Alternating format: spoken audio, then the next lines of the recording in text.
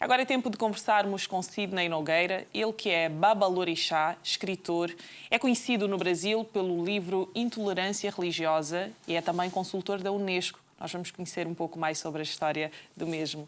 Sidney, muito boa tarde e muito bem-vindo ao nosso programa. Como é que está? Estou muito bem e muito feliz por estar aqui. Agradeço imensamente pelo convite. É minha primeira vez aqui em Portugal, em Lisboa. E eu estou adorando, já querendo voltar. Ah, que bom. Mas já está de malas feitas para ir embora? É isso eu que nos estou diz? de malas feitas, porque, na verdade, eu vim para um compromisso na Unesco, Sim. que foi a agenda essa semana, e eu retorno para o Brasil amanhã. Mas este compromisso foi em Paris. Foi em Paris. Ok. Isso. E ainda tirou um tempinho para visitar Portugal. Ah, eu tinha que vir a Portugal, não é? E eu tenho pessoas que eu conheço aqui, outras lideranças também religiosas. Sim. E o livro também aqui vai muito bem na Livraria Travessa. O Intolerância Religiosa, nós já vendemos 25 mil exemplares. Uau, uau. Então, eu queria vir aqui mesmo dar um abraço nos portugueses. Que bom. E quanto à comunidade candomblé, tem tido um crescimento aqui em Portugal? Tem crescido, né? Muitos brasileiros têm vindo para cá. Sim. E... Mas fala a nível dos portugueses também, têm aderido cada vez mais? Isso, exatamente. Sabe por quê? Eu acredito que, em alguma medida, a gente, e principalmente a Europa, ela acabou se afastando de uma noção de espiritualidade. Talvez porque colocou a espiritualidade num lugar de místico, de esotérico. E não se trata disso, né? A espiritualidade é sobre expansão de consciência, não é? É sobre reconexão ancestral, não é? O meu trabalho principal hoje é sobre memória e ancestralidade. Então, eu penso que as pessoas têm sentido um pouco de falta de uma conexão ancestral e, por isso, elas têm voltado para as religiões afrodiaspóricas. Ok, ótimo. O Sidney é babalorixá, sacerdote e autoridade do candomblé e também doutor em linguística. Para quem está lá em casa, quem nos está a ver neste momento e não percebe o que é um babalorixá, o que representa? Olha, o babalorixá, ele não é diferente de uma autoridade eclesiástica, não é? Então, ele é igualmente uma autoridade religiosa, do mesmo nível de um pastor, de um padre, só que ele é uma autoridade que guarda os saberes ancestrais negros, no caso do Brasil, dos 5 milhões de negros e negras escravizados no Brasil. Então, ele é um guardião de saberes ancestrais, não é?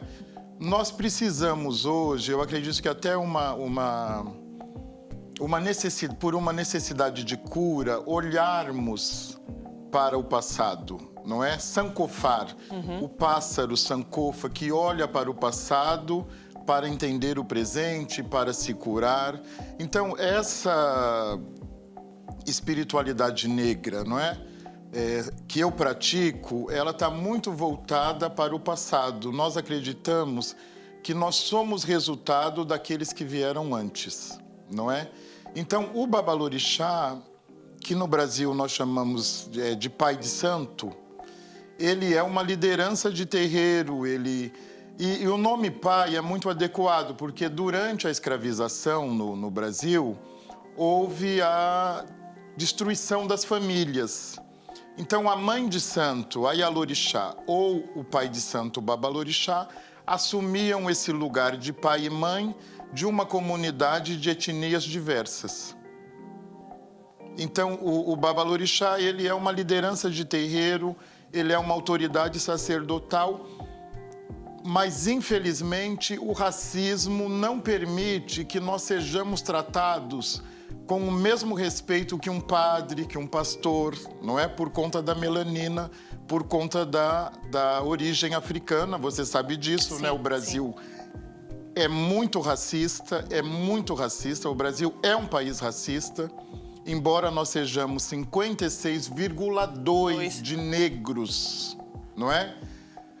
Nós não temos acesso... É o segundo país do mundo com maior população. Depois, exatamente, Sim. depois dos países do continente africano, é o segundo país com a maior população negra do mundo. Não é? E, no entanto, você sabe disso melhor do que eu, como jornalista, nós não estamos representados no Congresso Nacional, no Poder Judiciário, nas instâncias de decisão, nós não estamos representados, não é? Isso é sobre o racismo. Ok. E é sobre o racismo também que nos fala a sua primeira obra, que é a Intolerância Religiosa. Porque é que é tão importante também debater esta questão, ou melhor, trazer cada vez mais esta questão ao público? Tocou também no ponto, Sidney, do racismo dentro da própria comunidade candomblé. O que se vem notando, e a própria Iemanjá também representa isso, um dos debates que nós já tivemos muito aqui no programa, é que ela foi esbranquiçada, não é, ao longo dos tempos, para melhor ser aceite dentro da sociedade. Hoje em dia há muita discussão, muitos debates em torno deste esbranquiçamento que vai acontecendo em torno da cultura. Como é que se debate isso hoje em dia? Como é que se vive isso hoje em dia? Obviamente são todos bem-vindos a fazer parte da comunidade, mas há esta questão da origem, não é, desta cultura, desta religião. A branquitude no Brasil, não é? Primeiro, você sabe disso melhor do que eu, quer dizer, é o pacto da branquitude. Não é? Então, a branquitude pode tudo, porque eles têm um pacto. Um pacto que garante os privilégios. O privilégio, sim. Então, eles podem tudo. Então, eles podem pegar... Veja você que no Brasil, nós já temos o acarajé de Jesus. O acarajé é a comida de Inhaçã, aquele bolinho de feijão fradinho.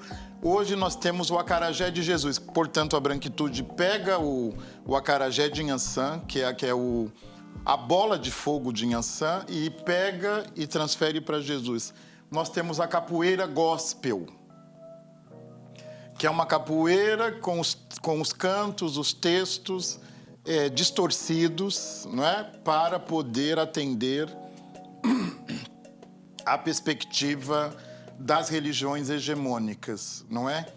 A Iemanjá, né? Tornada branca, está lá em todas as praias, tem a imagem da Iemanjá branca.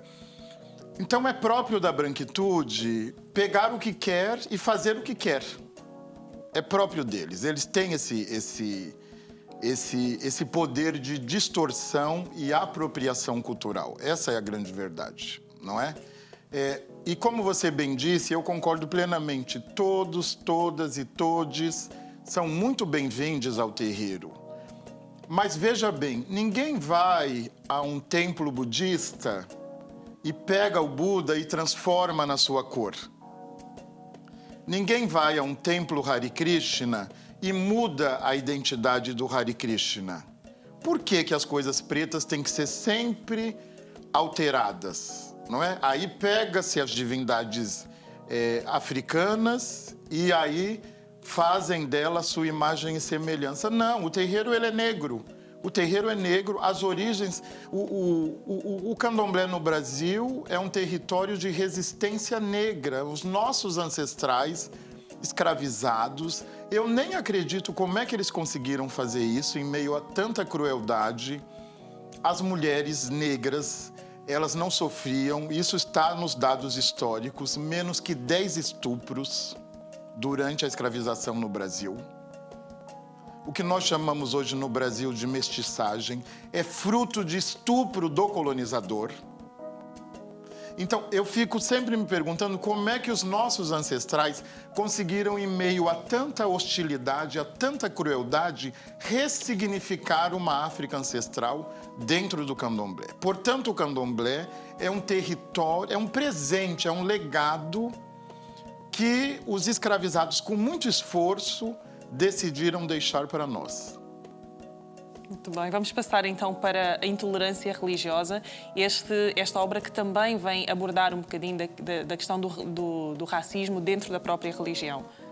Já falamos, mas tentar perceber como é que surgiu esta obra. Já não é tão recente, não é? Temos aqui agora a reedição do Coisas do Povo do Santo, mas vamos falar um bocadinho sobre este livro, que foi muito bem recebido e que, inclusive, ele faz parte da coleção Feminismos Plurais, isto com um projeto com a Jamila Ribeiro, uma grande figura também, que já tivemos a honra de receber aqui no nosso programa. Isso, é o 8º volume da coleção Feminismos Plurais. Eu recebi o convite em 2018, comecei a pesquisa, passei 2 anos pesquisando sobre intolerância religiosa. E você sabe, tem um dado importantíssimo para nós, porque as pessoas, hoje há muito uma discussão sobre pautas identitaristas, né? Tem muito uma discussão da branquitude, não é nossa, sobre as pautas identitaristas, porque eles querem menosprezar as pautas identitaristas, não é? Achando que elas são só nossa. E eu sempre falo que a discussão sobre liberdade de crença, que é disso que se trata, que as pessoas têm direito de crer e, inclusive, têm direito de não crer. É um direito. Então, essa discussão é sobre manutenção da democracia. Você sabe que hoje 54% dos países do mundo não têm liberdade de crença. Nós temos 54% dos países que já são fundamentalistas. Então, essa discussão sobre intolerância religiosa não é pelas coisas pretas, é pela democracia, é pelo direito de existir e crer ou não crer naquilo que você quiser. Não é? Agora, o Intolerância Religiosa, ele é um livro fundamental por essa questão e por o outro ponto que está em pauta é porque no Brasil 90% da violência religiosa se dá contra as religiões de matriz africana. Há também intolerância religiosa entre católicos e protestantes e neopentecostais, entre eles há também. Mas eu falo, bom, isso aí vocês que lutem, vocês são brancos, vocês que lutem. Sim. Eu tenho que lutar pelos meus. Vocês são brancos que se entendam, porque no Brasil nós não temos uma experiência de black church, como nos Estados Unidos. Nós não temos uma igreja preta. O que nós temos de religião preta é Umbanda, é Candomblé, é Quimbanda, são essas tradições. Então, eu trago essa discussão no livro, eu mostro os dados do fundamentalismo no mundo todo, como intolerância religiosa. Depois eu faço esse deslocamento para mostrar para as pessoas que o que acontece no Brasil é racismo religioso. Veja você, eu sou babalorixá e eu tenho um terreiro. Os meus filhos de família protestante, neopentecostal, não podem lavar as roupas brancas na casa da mãe e do pai, porque eles serão expulsos. Então, os símbolos do terreiro, os fios de conta, as insígnias, as roupas brancas, elas têm que ficar no terreiro. Se eles levarem para casa, a mãe vai queimar. Porque na cabeça dela, aquele movimento de satanização das coisas pretas é muito forte e eles vão ter um problema. Então, no Brasil, o que nós temos, isso é a minha discussão nesse livro, é o racismo religioso, não é? Quer dizer, é um dos braços, né? Porque o racismo tem vários braços. É um dos braços do racismo estrutural. Falou também de símbolos, Sidney, e hoje traz-nos também o seu cajado. Gostávamos de perceber o que é que representa. Sim, esse aqui em Yorubá é opá. Opá é cajado em Yorubá. Esse é um opá Exu.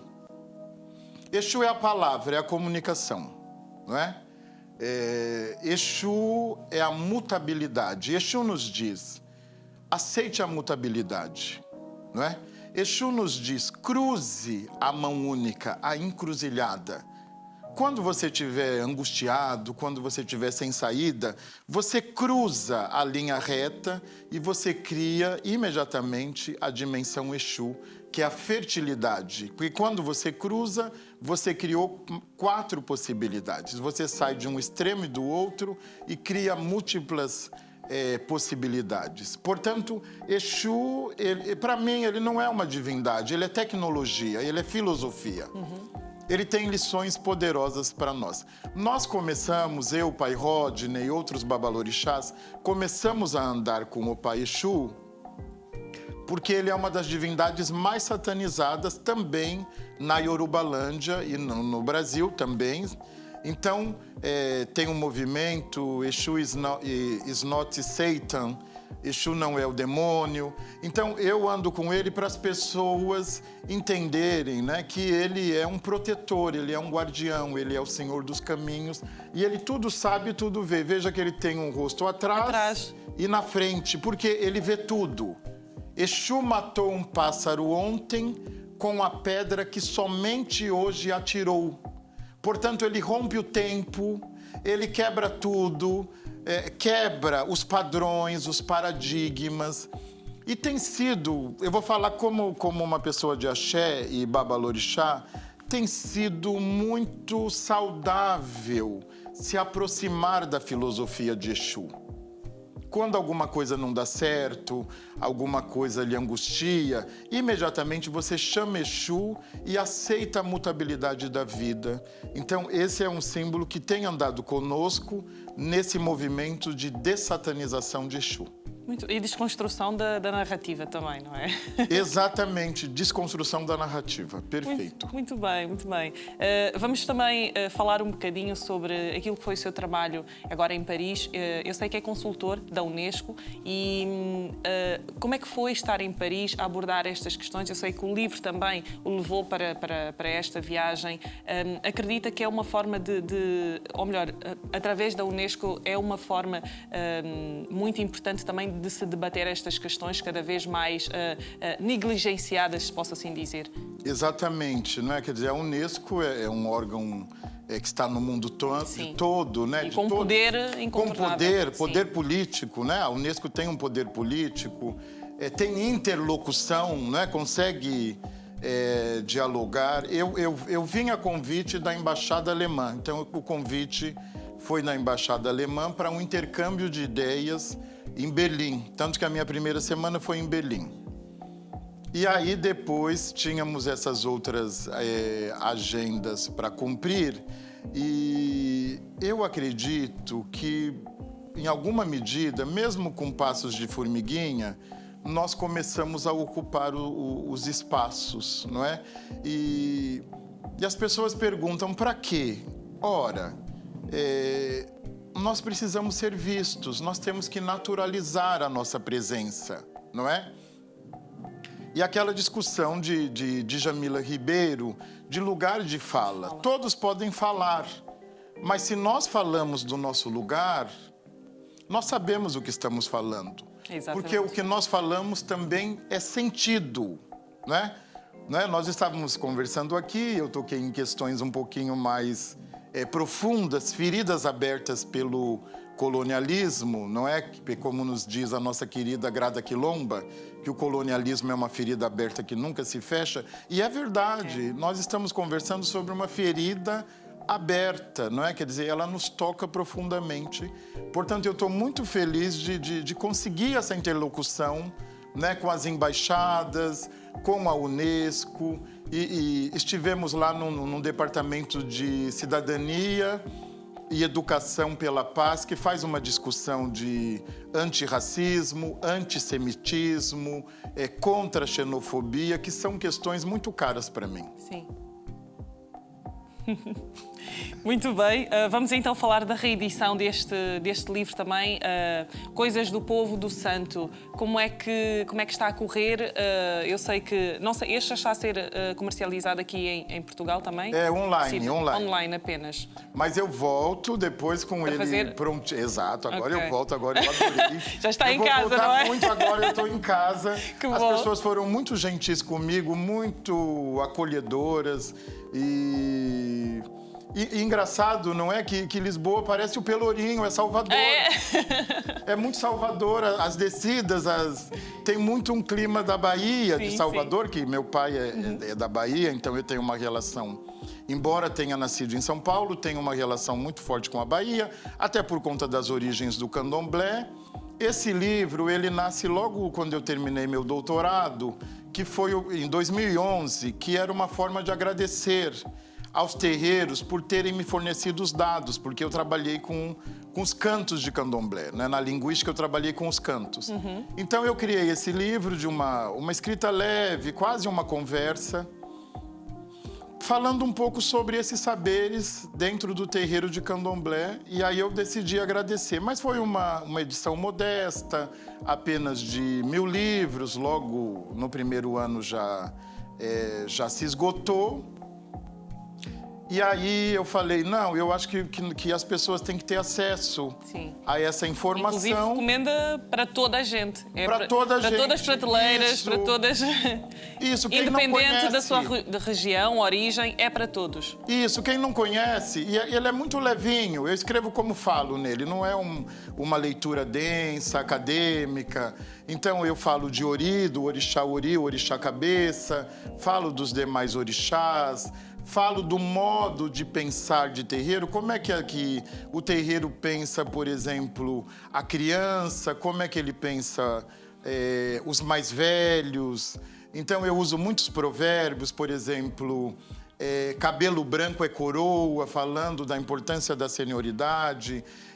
Eu falo tem um provérbio que eu adoro, que é sobre ancestralidade, que é aquele que ofender o mais velho que ofender o mais novo será punido 12 vezes, o mais novo que ofender o mais velho será punido uma vez, com essa carga ética de responsabilidade daquele que veio primeiro. Então eu vou trazendo, porque as pessoas acham que fora da moral cristã não existe ordem, que tudo se dá a partir da moral cristã. Então, fora da filosofia cristã, não existe ordem, não existe organização. Então, o meu interesse é dizer às pessoas, não, tudo bem, a moral cristã é importante, ela organiza as famílias cristãs. Isso vale para eles, porque eu não sou cristão. Então, essa moral não vale para mim. A ética moral que vale para mim é a preta, é a iorubá, é a de terreiro de candomblé. Então, eu estou muito interessado em dizer para as pessoas, falar, olha, há outras perspectivas, não é? Quer dizer, só no Brasil nós somos 210 milhões, né? Nós somos bilhões no mundo, não é? São Paulo cabe dentro de Lisboa, que só São Paulo sim. cabe aqui dentro, não é? Então, veja bem, há outras perspectivas. Nós precisamos parar de ideia fixa, de verdades absolutas, de dogmatismo. Precisamos cruzar a linha reta e fazer a encruzilhada. Muito bem. Está passado a mensagem. O Sidney está com uma visita muito curta por Portugal, mas fica a promessa de regressar em breve, até porque ainda temos muito para falar e vamos aguardar a sua visita futuramente aqui nos nossos estúdios. Foi um prazer enorme recebê-lo e tê-lo aqui connosco, Sidney. Muito obrigada por esta partilha.